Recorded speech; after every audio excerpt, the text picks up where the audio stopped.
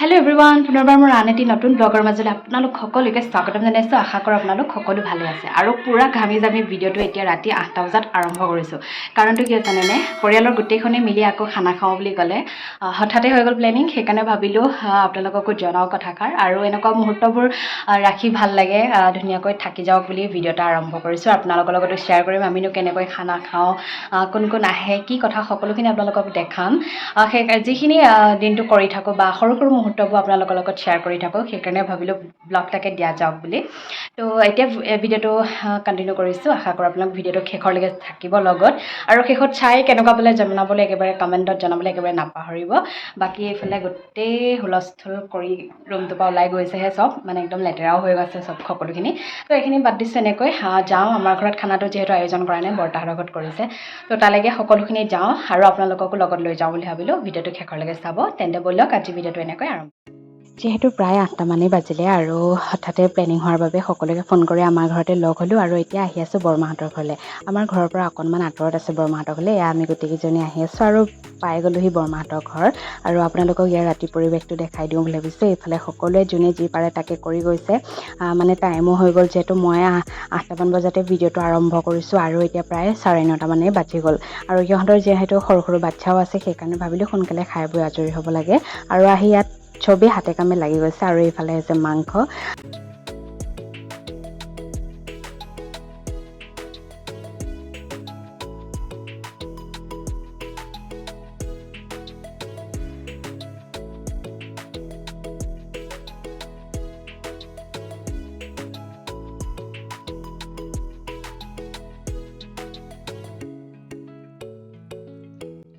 আমিতো সকলোৱে এসাঁজ ঘৰত মাছেই হওক বা মাংসই হওক সুদাই হ'লেও এসাঁজটো সকলোৱে খাওঁৱেই নহয় জানো, কিন্তু এনেকৈ যেতিয়া গোটেই পৰিয়ালে লগ হৈ এসাঁজ খোৱা হয় ইয়াৰ সোৱাদটোৱে বেলেগ হৈ পৰে নহয় জানো। আৰু যে ফূৰ্তি দিনতহে যে ফূৰ্তি কৰিব লাগিব তেনে কোনো কথা নাই। প্ৰত্যেকটো দিনতেই মানুহে যদি সুবিধা পায়, সা সুবিধা মিলে, তেন্তে এনেকৈ ফূৰ্তি কৰিব লাগে আৰু আমিও তাকে সুবিধা চাই আৰু অকণমান ফূৰ্তি কৰিলোঁ, এনেকৈ এসাঁজ খাওঁ বুলি ভাবিলোঁ।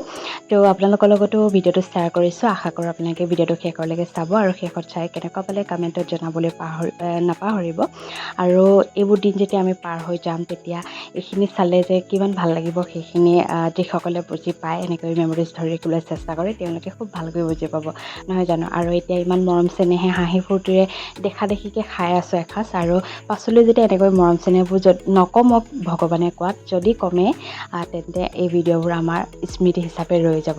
বাকী ভিডিঅ'টোত একো নকওঁ বৰ বিশেষ, আপোনালোকে ভিডিঅ'টো শেষৰলৈকে চাই যাওক।